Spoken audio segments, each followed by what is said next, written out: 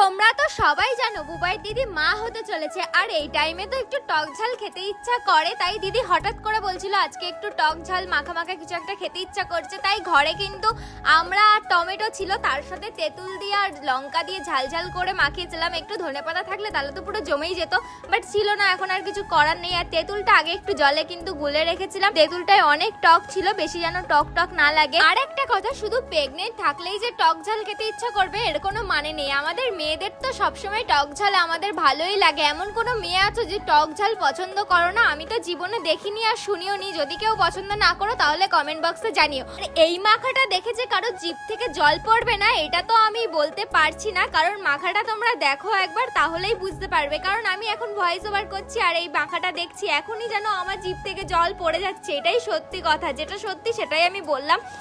এতরকম মাখা দেখলে আমরা থাকতে পারি না। আমার তো মাখা বিশাল ফেভারিট, আমি বিশাল ভালো খাই মাখা, কিন্তু এখন বেশি একটা খাওয়া হয় না আমার প্রবলেমের জন্য। আর এখানে যে দিদি, তো দিদি বলছে দারুণ হয়েছিল। দিদির মুখে যা লাগছিল শুধু দিদিই জানে, আর আমারও সেই লাগছিল। আমি আর কথা বলতে পারছি না। তো চলো আজকের জন্য টাটা।